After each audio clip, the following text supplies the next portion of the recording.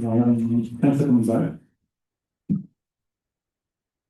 So it's quick side where we were last time. I want to start with, I think that I made a mistake at some point. And when I stated some symptomic comparison theorem in theorem 1.2 part 7, I might have written tau cohomology of omega J log forms. Perhaps someone who took notes, if anyone took notes, and confirm. I'm getting some logs. So the tau cohomology of omega J log form is the symptomic cohomology. But when I want to turn symptomic cohomology into molecular cohomology, the general principle tells me that I should chop a piece off and then re-sheetify the Zariski topology. And if I carry out that process, then what I'll get will just be the Zariski cohomology that will take off from. So that's what should describe the molecular cohomology. And then the main theorem that I stated last time, which we'll go with the mini course, is that there exists a good theory of molecular cohomology for arbitrary students X in the form of this collection of molecular complexes. And the goal of the mini course is to sketch a construction of these, at least in certain cases. And this is going to proceed through two steps. The first is some joint work with Tom Bachman and Alvin Armanto, in which we first construct not the molecular cohomology that we really want, but what will be written as CJA1, and it will turn out to be, I can't really say defined because the order logic goes the other way. This will turn out to be the A1 localization of the actual molecular cohomology. So we'll first construct molecular cohomology after forcing A1 invariance everywhere. And then in the second part, which is some joint work with Eldon Almanto in the case of equicharacteristic scheme sets, and was then extended to arbitrary schemes. So equicharacteristic means that I live over a field, but there's no finite type hypotheses, but I live either over FP or over Q. And for the case of arbitrary schemes, in particular, mixed characteristic, would be the test groups. And so in the second step, then we take what's being constructed in the first step, the A1 invariant theory, and we unimpose A1 invariance. What turns out to be the case is that A1 invariance in molecular cohomology is very closely related to CDH descent. And so what happens in practice is to try to remove this CDH descent from the cohomology. And one does that by viewing in data from derived demand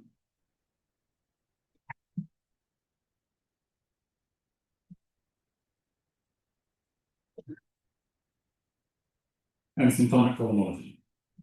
To remove the A1 invariance, to remove the CDH descent, and to convert the A1 invariant theory into the genuine theory.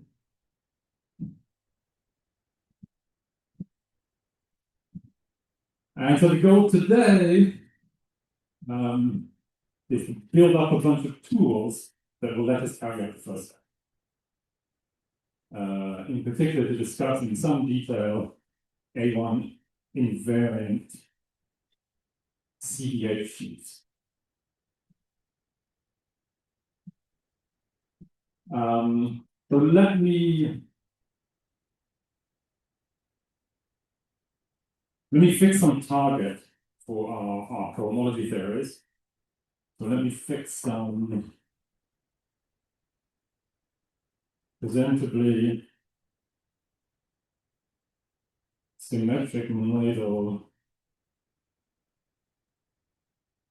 stable infinity category D, but in fact, the only two cases that I care about either take spectra or I take the derived category of this. We're going to be interested in K theory which lands here and molecular cohomology which lands here. So let me, in fact, if you prefer, D denotes one of those categories.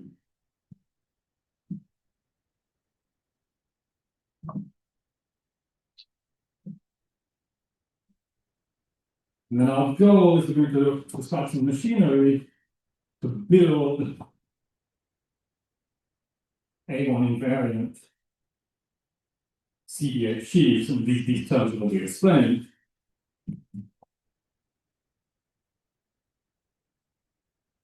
So these are my A1 invariant CDH sheaves on schemes taking values in spectral or complexes. The goal is to build them, so we want some function that ends up there. Where's it going to come from? It's going to come from pre-sheaves just on smooth Z-schemes, again, with values in spectra or complexes. And we're going to build it in 3 steps.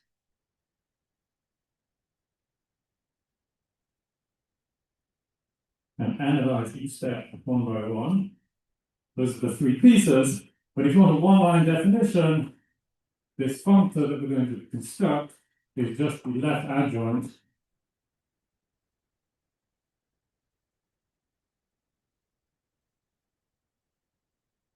to the restriction function in the other direction. And if I'm interested in devalued cohomology theories on schemes that satisfy CDH% and A1 invariant, I can forget lots of information and just produce a cohomology theory on smooth Z schemes. And that's blah blah, that has a left adjoint. But we're going to construct and analyze this action.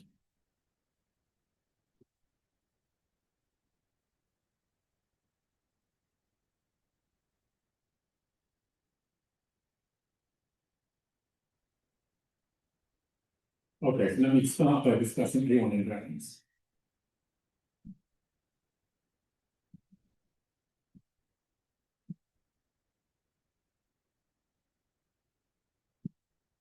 So suppose I've got some cohomology theory defined on some category of schemes. We don't need to be too precise. Landing in D with this some P-sheaf.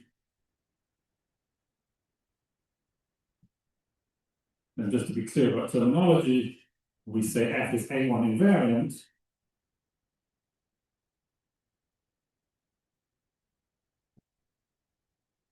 if its value on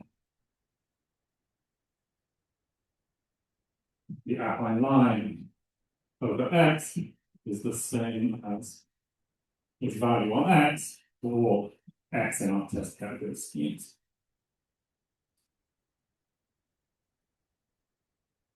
So it might not be, and then what we can do is we can force it to be A1 invariant.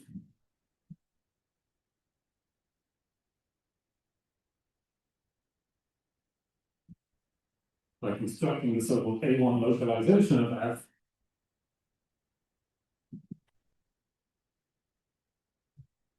And A1 of F, and this is defined by sending some scheme X to the following construction.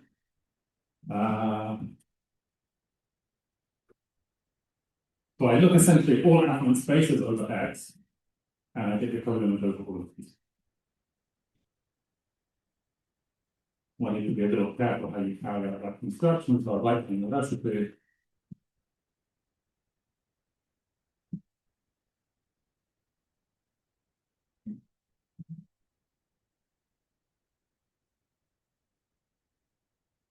So on the right-hand side here, I mean, just after some change of variables, I'm looking at all possible dimensions of affine spaces over X. But they're indexed in such a way that they then fit together in a simplicial object.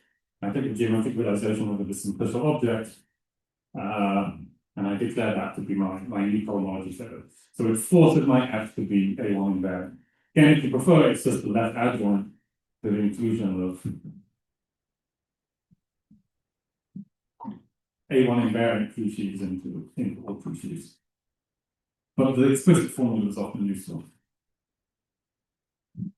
So for example,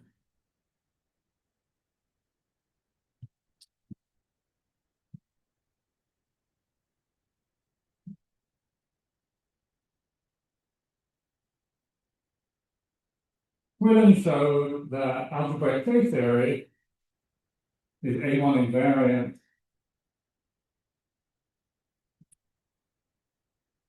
on regular Noetherian schemes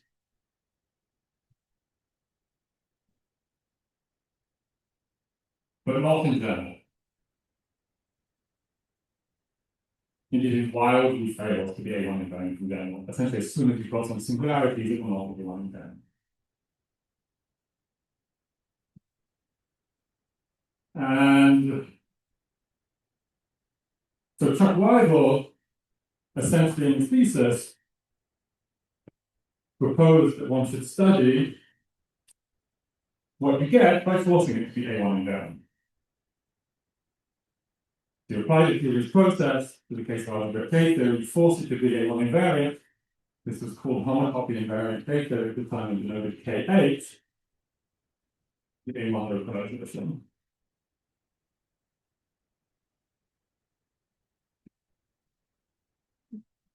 Or algebraic K theory.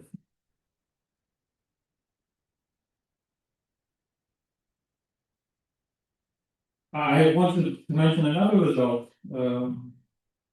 This one again goes back to the 80s of Geller and Weigel. They showed that if in contrast to what's happening here,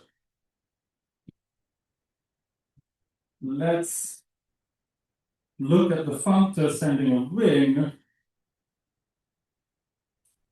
to some modular of differential forms on it. Then I can force that construction to be homotopy invariant in the A1 invariant in this sense. And they showed that that would be zero.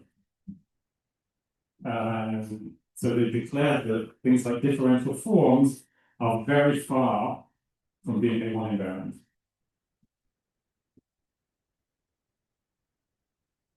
And so that leads to a sort of dichotomy, which is an idea that was already promoted by Weigel 15 years ago, that there are two pieces in this story.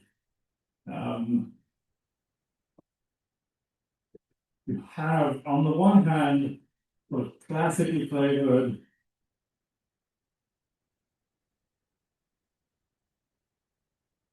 A1 invariant cotypic stuff, maybe related to K8 or related to the regular Noetherian case.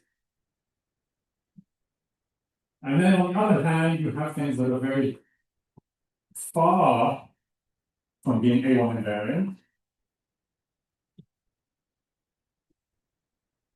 like differential forms or things built from differential forms like Hochschild homology, topological Hochschild homology, symptomic cohomology.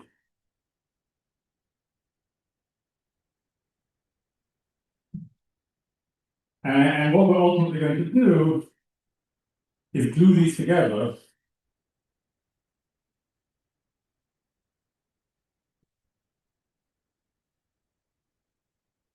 to construct a little cohomology one. There's very much these two sides of the picture that we're going to combine.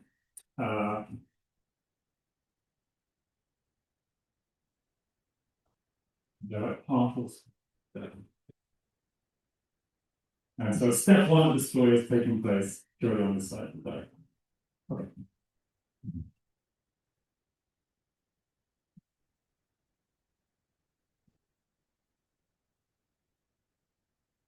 Any questions about A1 invariance?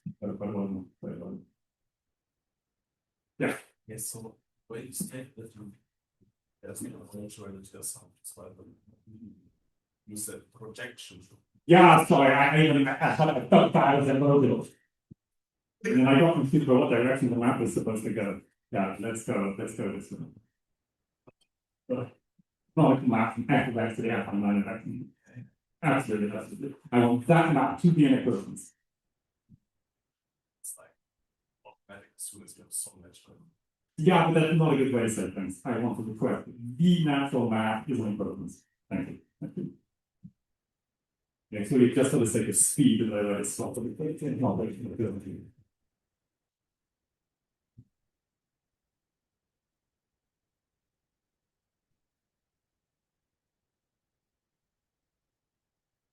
so the next step is to say something about CEH topology.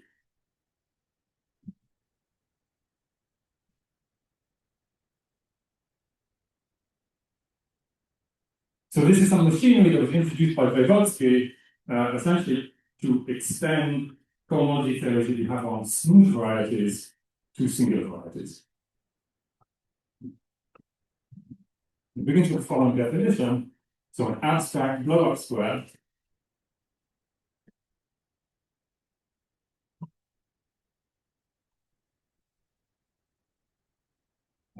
it's a pullback square of schemes.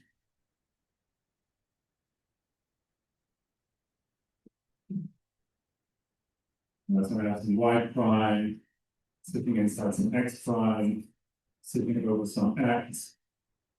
Let's start scheme y, so that map I, that map pi. Such that the following hold, so this I is a closed embedding. And so since we're really trying to aim for all schemes, I don't want any Noetherian hypotheses. I need to be a little careful, and I'm going to assume that it's finitely presented closed embedding.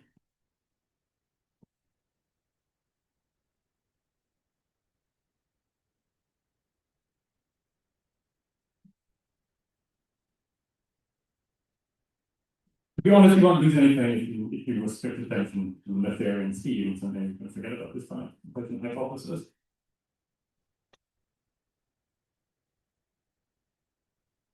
I is again, I need a finite presentation hypothesis, finitely presented swapomorphism.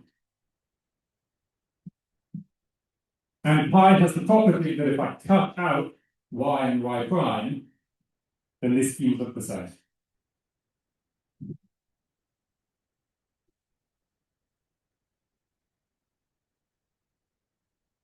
So it maps x prime less y prime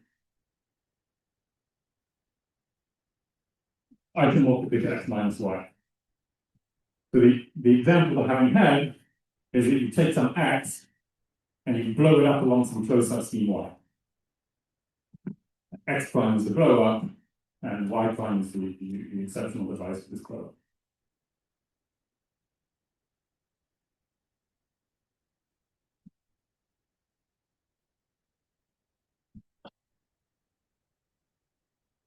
And then the CDH topology, let's say on all schemes,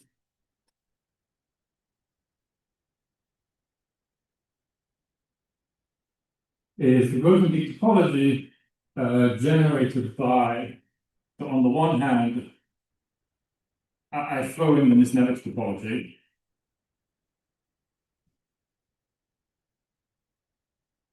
So this is a slight refinement of the Zariski topology. I mean, I want to be able to argue locally in the usual sense on my schemes. And now the more interesting thing comes, I want to declare that these sorts of blow-ups give me covers in the topology. So I declare that for any such abstract blow-up square, y and x prime form a cover of x.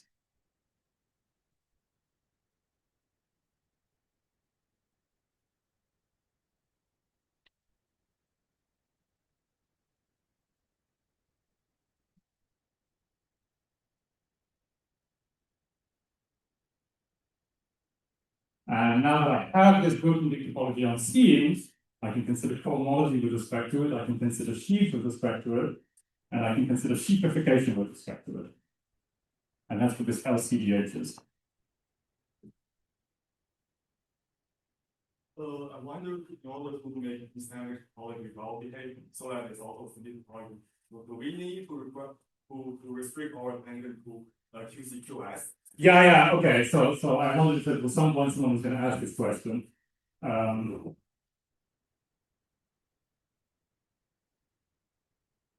All schemes are QCQS. Yeah, I'm not even sure that's really meaningful to the case that it's not QCQS.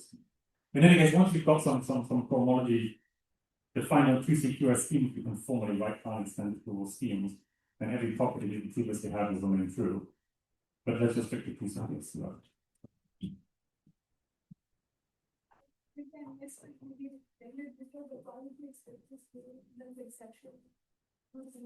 So I don't hear.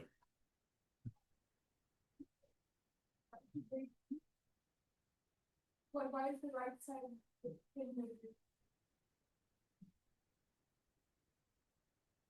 The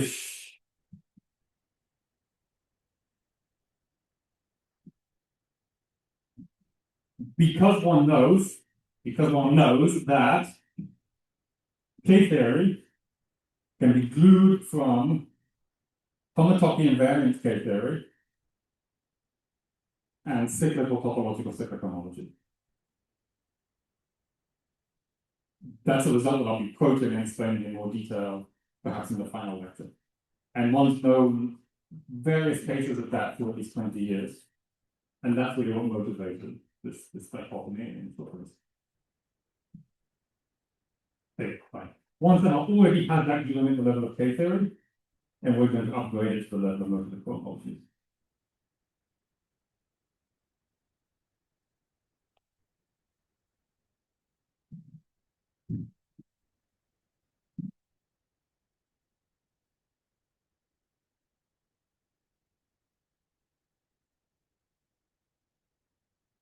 So if I have some free-sheet defined some category of schemes, it may or may not be a CDH sheet, and I can force it to be. And that's my CDH sheetification function. And concretely what that means, concretely a CDH sheet is, let's say, some free-sheet value spectra, such that when I apply it to such a square, it carries this to a Cartesian square spectrum. So the value on the cohomology theory there can be recovered by the values of the cohomology on other terms. And so I'm going to take some cohomology which doesn't have this property and I'm going to force it to be true. Just take once more. Why does that? Is this deserve to have the name an abstract blowout square? Yes, it could be an actual blowout square. I could x prime could be the blow-up of x along y. And then it would be precisely be a proper morphism, which is an isomorphism outside of y blown up. And essentially, up to some finite type hypotheses, and I want to be a little careful what I say here, any abstract blowout square can more or less be reduced in some sense that I don't want to make precise to honest blowouts. Along the subhorizon. Along some subhorizons.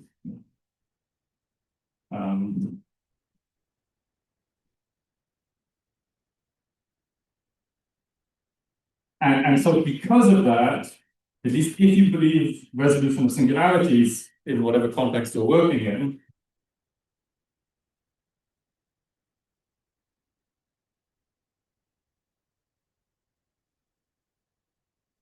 let's say any variety is locally smooth in the CDH topology. So as I say, I can find a cover in the CDH topology where all the pieces are smooth. Because I take my singular x, I blow it up in some way to resolve the singularities, that will give me a smooth x prime. But what I've blown up along might be non-smooth. But then that's going to be maybe smaller dimensional, and so again, I blow it up to resolve the singularities. I continue in this way, and I build a collection of schemes, which, because I've thrown all these into the CDH topology, in the CDH topology, they provide a cover of my original. So it's a topology in which locally everything is smooth. And so in some sense, maybe this is the mantra to take away. I mean, the goal of the CDH topology and CDH cohomology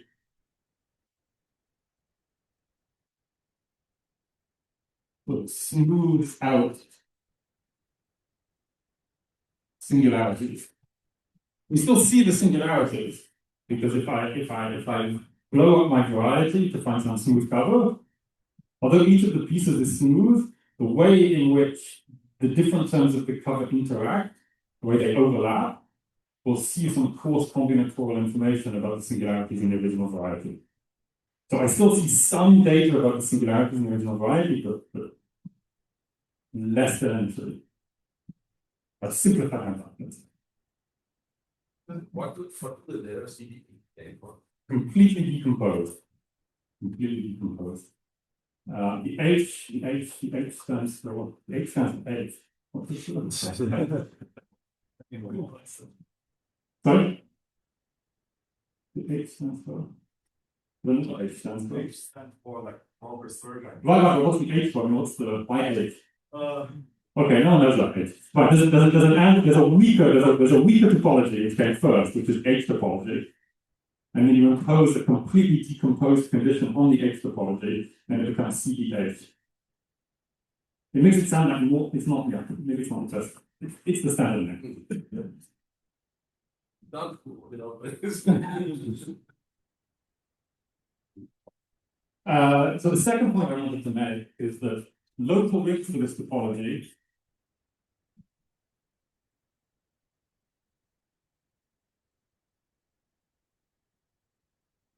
are Henselian valuation rings.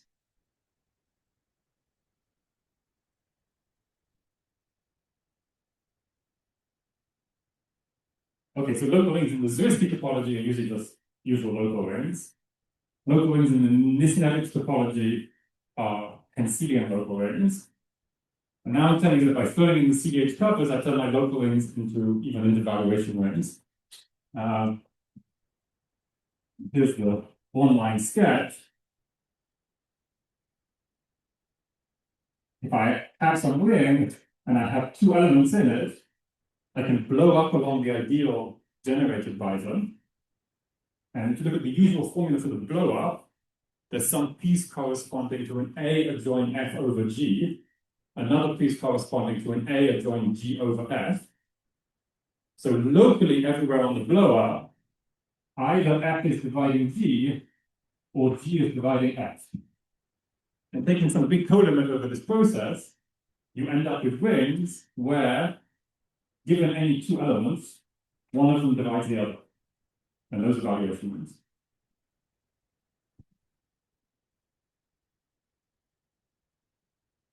apparently H stands for homotopy.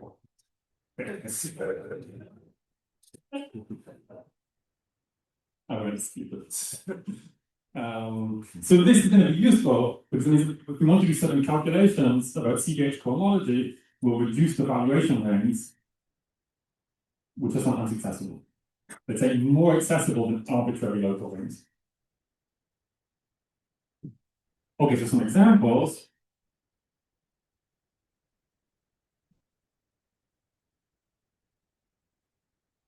If I'm working on schemes where some prime L is invertible,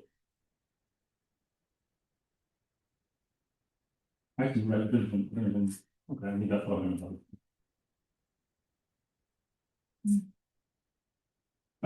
Then a Tau cohomology with my favorite coefficients is a CDH.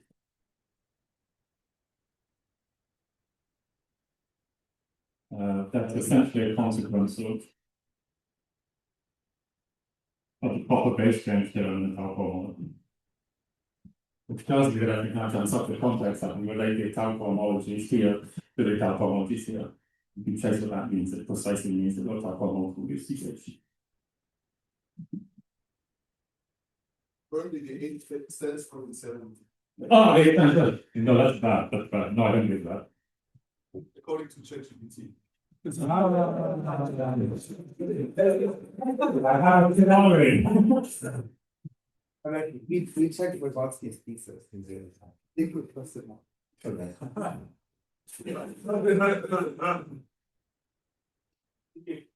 You know, maybe we should just ask ChatGPT to this lecture.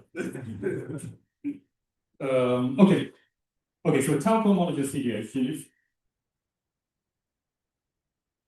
as a non-example, Phaser is not. If I have I blow up some X along some Y, then in general I cannot compute the case theory of X just by taking the case of the other terms. Remarkably though, what is the case, this is a theorem that goes back to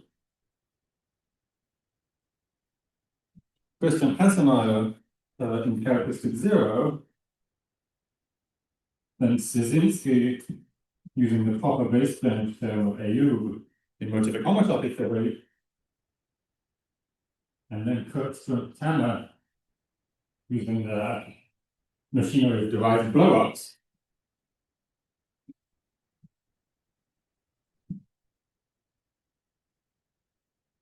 Is that this A1 localization of K theory is a CDH sheaf.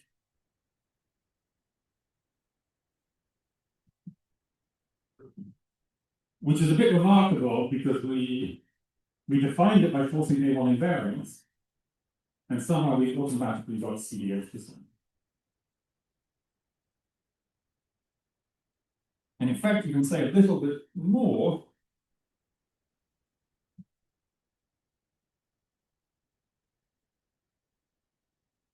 Equal equivalent by the natural map, by some map you can write down. Turns out to be the CDH sheafification of connective K theory.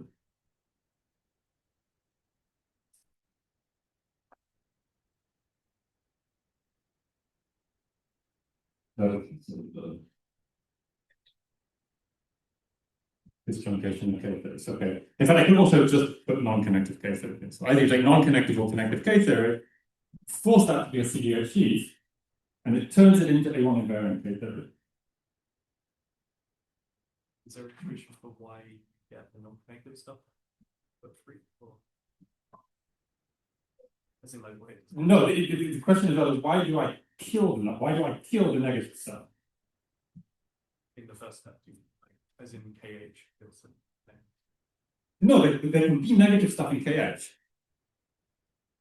So, okay, so why do I not care whether I put connective or non-connective here? Okay, so I need to show that the two are the same after CDH sheafification. So I need to show that they're the same CDH locally. And so by remark 2.42, I need to show that they're the same on valuation rings. So I need to check that valuation rings have no negative K groups. Which we do as follows. In fact, okay. So on staging term 2.6, I made a few remarks about part one, and that's the history. There were various techniques used to prove it. Let me say a few words about two to answer this question. So firstly, to see the difference between K and K connective, I need to check that valuation rings have no negative K groups. But in fact, to prove this formula, I just need to check it on valuation rings, because both sides are CDH sheaves, and valuation rings are the points. So I need to check that on valuation rings, K theory vanishes in negative degree and is homotopy invariant, and is already A1 invariant. And in fact, to prove this, you just run Quillen's original argument in the regular Noetherian case.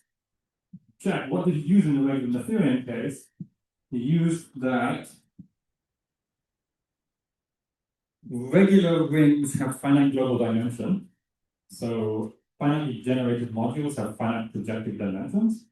And you have an abelian category of finitely generated modules so that you can meaningfully discuss the G theory. And it turns out you can do the same for valuation rings. Valuation rings will have finite weak homological dimension. So modules will have finite length resolutions by flat modules. And they're coherent, meaning that the finitely generated modules again form an abelian category. And both these properties remain true even for polynomial algebras over valuation rings. And that is essentially run Quillen's original argument to prove what you want for valuation rings, and so did you start. And that's, in fact, that's a nice example of how we can use the vector points of valuation rings. Yeah. Why can you check things on points? Do you have a hypersimplification somewhere implicit? Or like some finite dimensionality? Yeah, I mean, everything hinges for the kernels on both sides. So you can reduce the case of, say, finitely presented schemes over Z, and then everything is okay. You have finite homotopic dimension of infinity couples of G. I got it on 7 inside. Yeah. Otherwise, we can And so if you just have Pacer instead of connected Pacer, then you'll be the same. Those are again null. Again, because valuation rings turn out to have no negative data. In fact, another way to see this is if you believe resolution of singularities, then any valuation ring, let's say over a field, then any valuation ring is a filtered colimit of smooth algebras. And so all these statements that I just made about valuation rings reduce to the case of smooth algebras.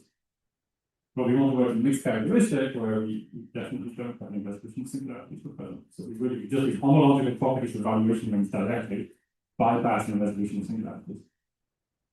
So maybe I made some point. So we say that it reduces to point, but I think that it only works for hybrid keys. Okay, I just answered that question. We're going to have some finite common copy dimension condition property, not condition, property, which will allow us technical points, which I'm going to state in a second. Okay.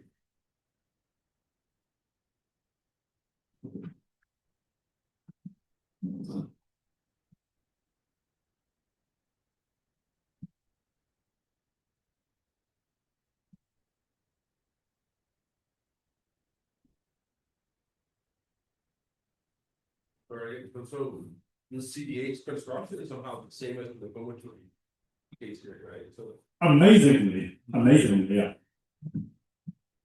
And in fact, what I want to give you now is another relationship between A1 invariant stuff and CEH topology.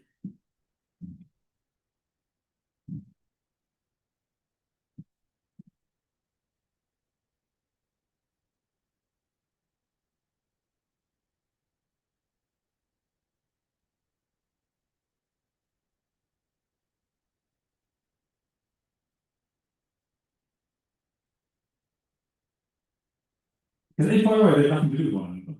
But the measurement capability says that somehow, as far as we're concerned, A1 invariance and CEH are sort of same. But here's another curious relation between them.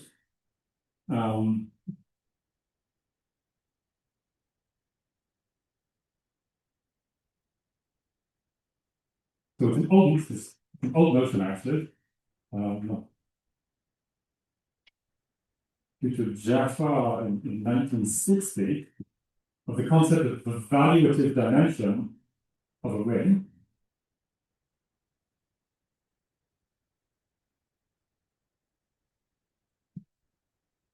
Defined as follows. So I look at, let me fill it in to go. I look at all valuation rings sitting inside some residue field of A, which are A algebras. So I want them to contain a mod P.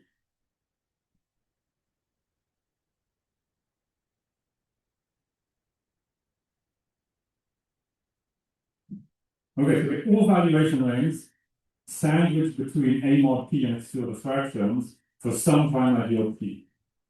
This is not all valuation rings that I can naturally attach to A. For each of these, I look at the dimension, or equivalent to the rank of the valuation ring. And then I take the supremum over the dimensions of all these valuation rings. So I only test the dimension of my ring by looking at the associated valuation rings. And I call that valuative dimension of the ring A.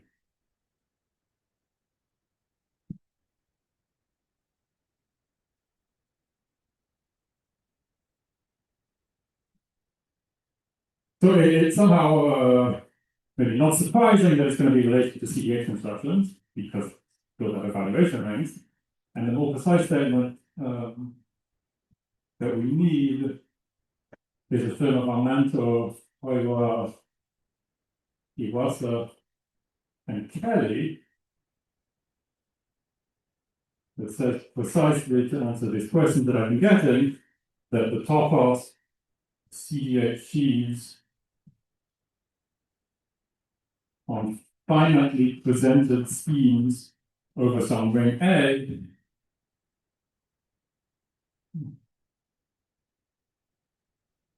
as homotopy dimension bounded by the valuative dimension of the base ring. And so in particular,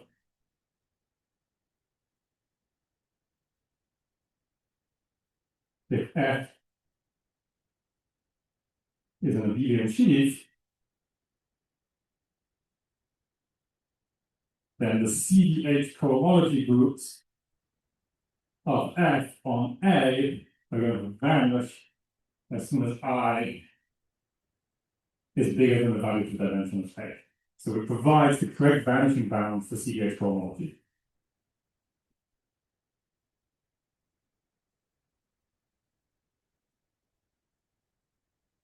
How does the mixture relate to the other notions of dimension? Part two.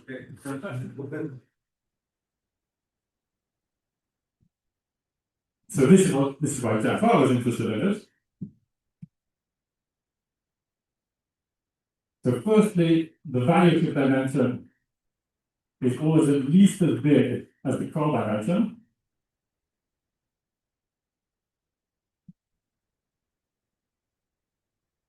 And equality holds if and only if the Kroll dimension of the ring behaves well under joining extra variables.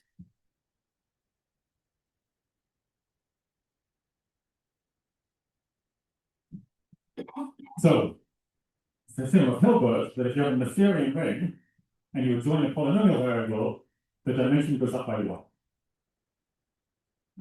And so in particular, these are equal in the case of Noetherian rings. But there do exist non-Noetherian rings with the property that when you join an extra variable, the dimension goes up by 2. Well, yeah, exactly. And then when you start joining more variables, even strange things can happen. And the point of the valuative dimension is to fix this. Because valuative dimension behaves correctly.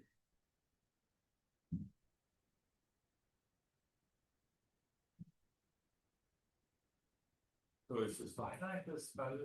Not necessarily. I mean, I could give you a stupid example. I can do an infinite rank evaluation ring, and then its valuative dimension is infinite.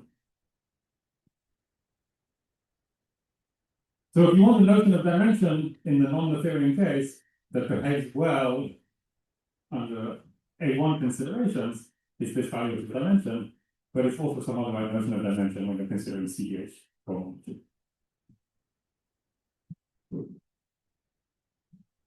An extra piece of evidence of this surprising link between, on the one hand, A1 invariant stuff and CDH stuff. Okay.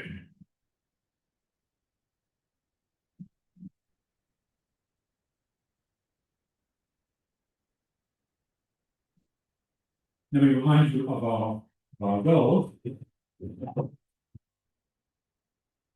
Promised I would define for you 3 functors, which would eventually take us from pre-sheaves on smooth schemes to A1 invariant CDHs on all schemes. Define these 2. We're made to do this one. And then I'll come back and summarize the situation.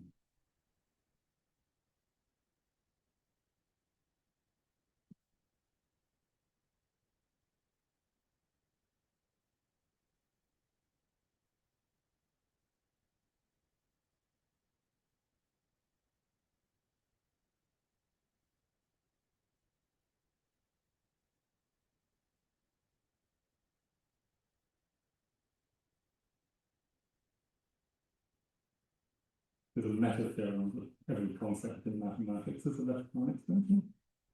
Yeah. We're going to be a little less ambitious.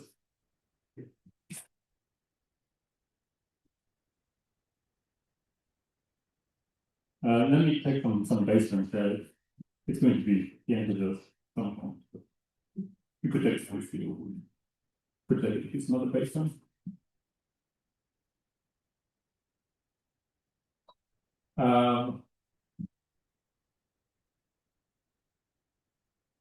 It'll be conceptually easier, I think, to restrict in this bit to algebras rather than schemes.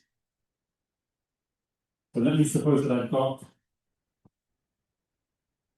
some devalued cohomology on commutative K algebras.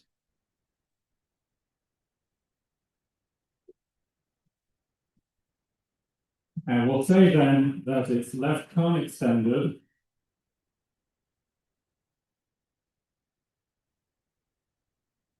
from smooth K algebras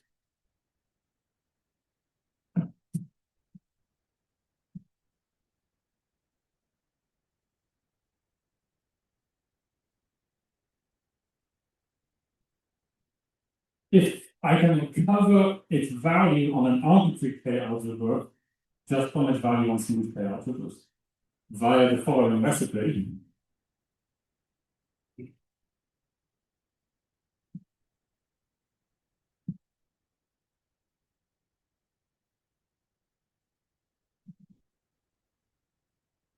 So I look at all pairs consisting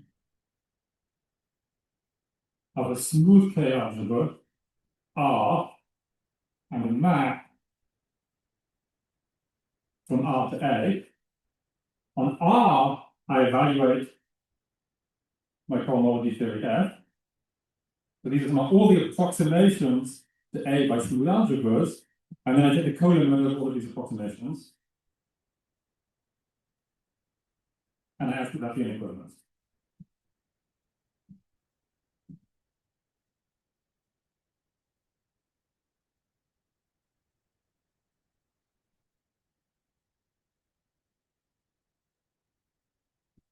So somehow my invariant F in this sense, in this case, it is completely determined by what it does on smooth algebras.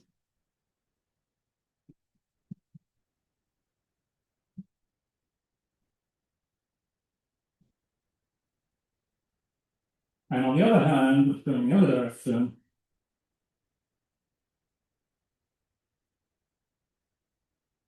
if I start with some invariant just defined on smooth algebras,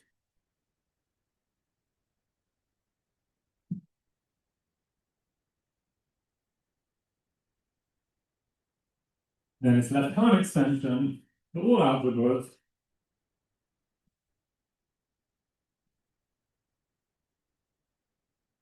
I'll denote by this L smooth of G.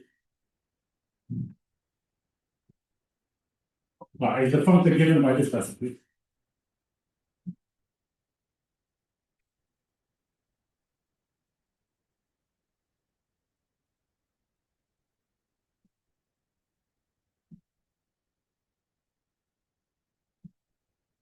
If you prefer this left-hand extension, just the left adjoint to the restriction functor.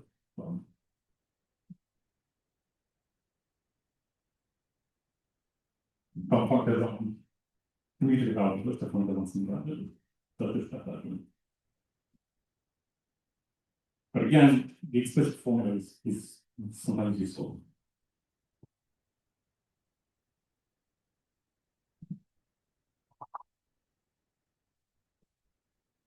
That is, of course, there's a standard formula for the pointwise. Yes, yes, honestly, yes. I think so. It is literally just the standard formula for that time extension.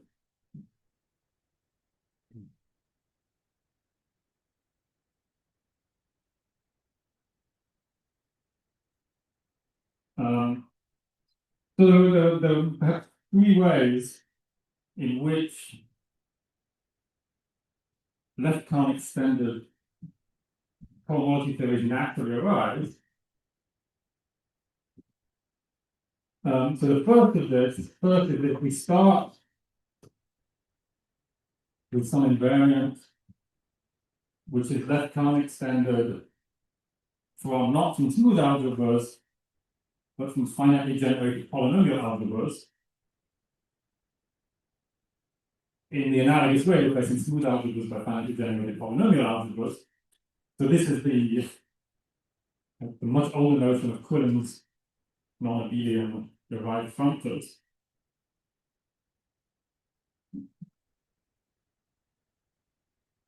And it covers things like the cotangent complex over K, or Hochschild homology, or topological Hochschild homology. These are all left-hand extended from polynomial algebras. Well, then it is also left-hand extended from smooth algebras. Because left-hand extensions can be. Do you allow for all morphisms between smooth algebras? So Yes, yeah, I don't only want to smooth morphisms, no, they're all morphisms in smooth algebras. Yeah.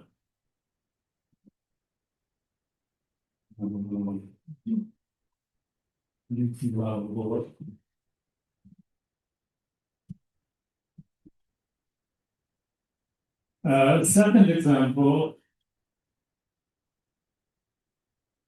if I have some invariant which is both finitary, that means that it commutes with filtered colimits,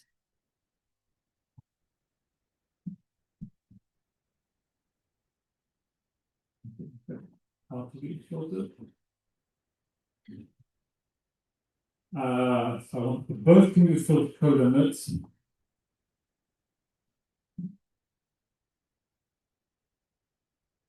And what we call rigid, this is the property that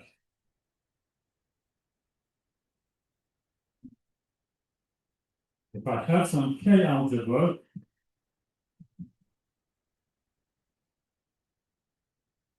and some Henselian ideal inside it, so Henselian ideals are the ideals to which Hensel's lemma works.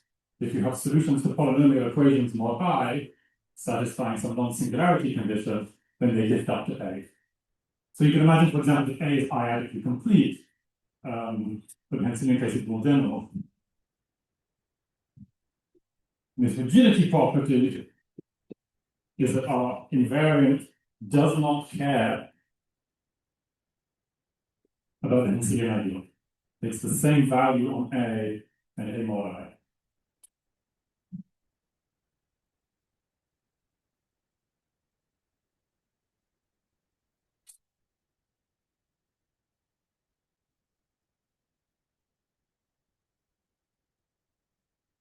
Then it's left time extended to smooth K algebras. It's a quasi-step. Suppose I pick my random K algebra A. We're trying to see that f of A is in some sense completely described by f of smooth algebras. Okay, so I do the following. I pick some maybe infinite variable polynomial algebra surjecting onto A. It has some kernel. I can henselize it on this kernel. This will produce some massive new algebra surjecting onto A, but this massive algebra will be a filtered colimit of smooth algebras. And now the value of f on A by the rigidity is given by the value of f on this massive algebra. But this massive algebra is a filtered colimit of smooth things. And I can exchange the filtered colimit with f by the first hypothesis. So in this way, I write the value of f on A as a filtered colimit of values of f on smooth algebras. So we at least see in that way that the value is completely determined by what it does on smooth algebras. To actually pick it apart and see that it's given by the left time extension construction. There's an extra step to do, but that indicates the idea. Just a proof show it's actually non-abelian drive function. So No. which step? No, because by the big polynomial algebra, okay, but then I henselize it onto an ideal, and then it's no longer a polynomial algebra. In fact, it's easy to give examples. So if tau cohomology satisfies these conditions, but a tau cohomology is definitely not non-abelian derived function in this sense, because if I value it on some affine line, you just get the value on the base.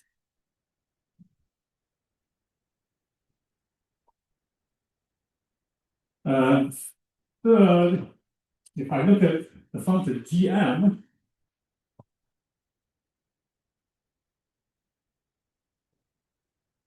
which just sends my algebra to its units, then this is left time extended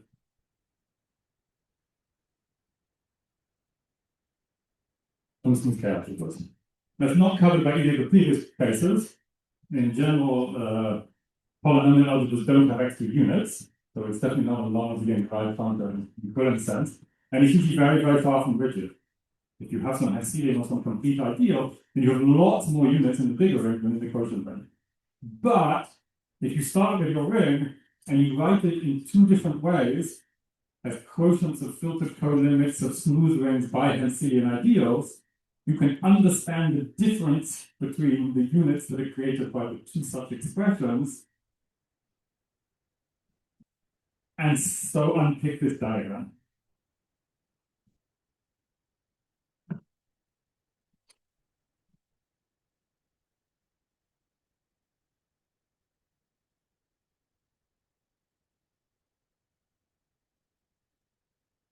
And then like a version of 3 on steroids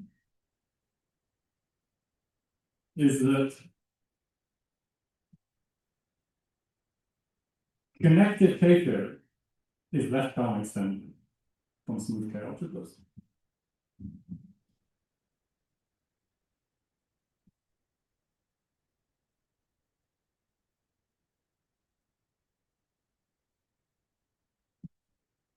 In fact, if you believe the results of GM, as I said, reduced by some explicit analysis of units, well, again, the Picard group is also left down extended from smooth algebras. But the Picard group is rigid. Yeah, Henselian ideals, modeling about Henselian ideals doesn't change isomorphism as projected modules. In particular, it doesn't change the Picard group. So by combining GM with PIC, you see that the Picard stack is left unextended. But if you believe the Picard stack, then you believe the stack of higher rank factor bundles is going to be left unextended. And then you check the group completion will commute with the cyclic column going here, and so you prove the connected data is left unextended from smooth algebras.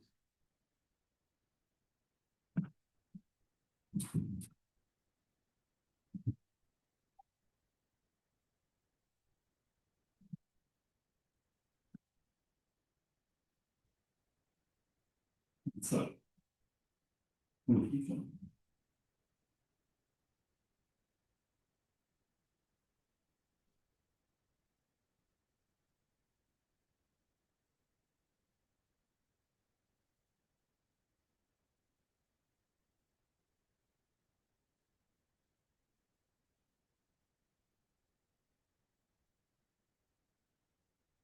If I start with one sheaf on smooth schemes over Z, first I can formally extend it to all schemes over Z. Okay, so there's a slight blip here, but I told you how to left turn extend in the case of algebras. And now I want to do it in the case of schemes, but you follow the same recipe. You look at the colimit of all smooth schemes approximating the original scheme. Or you don't even care because I'm about to CDH sheafify. And if I want to CDH sheafify, in fact, I only care about what I input in the case of affines, because I'm going to glue over these anyway. But you really need to understand the first step in the case of affines, let's say in the case of algebras.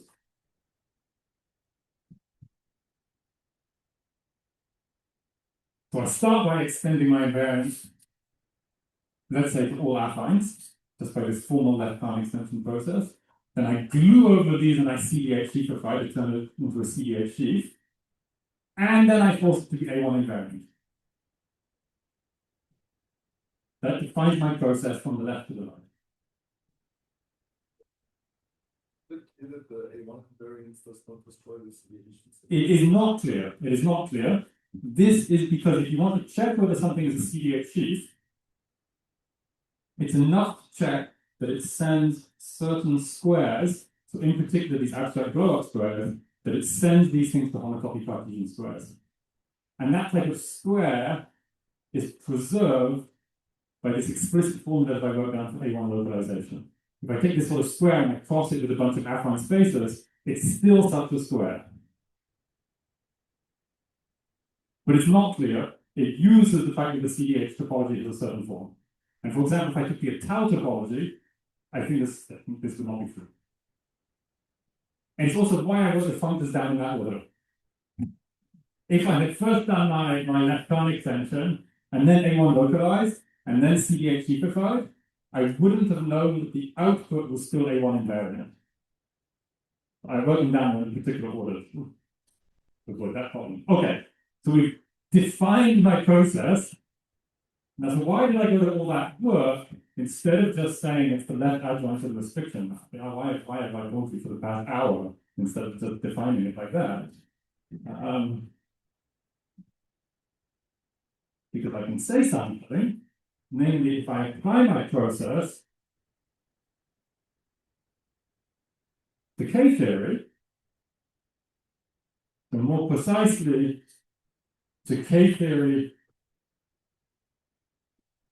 just with smooth Z-schemes, what do I get? But yes, I think I have a common topic, so I'll take it as an answer. Let's unpack it. Okay, on smooth Z-schemes. Okay, on smooth Z-schemes, K-theory is connected. Okay, so this is connected K-theory, smooth algebras. I left Khan expand, and I get connected K-theory arbitrary algebras. That's what this result of battery tells me. Right, so the first step is connected K-theory of arbitrary algebras. And then I CDH-ify it. And if I CDH-ify connected K-theory, I get homotopy invariant K-theory. So in fact, already after this step,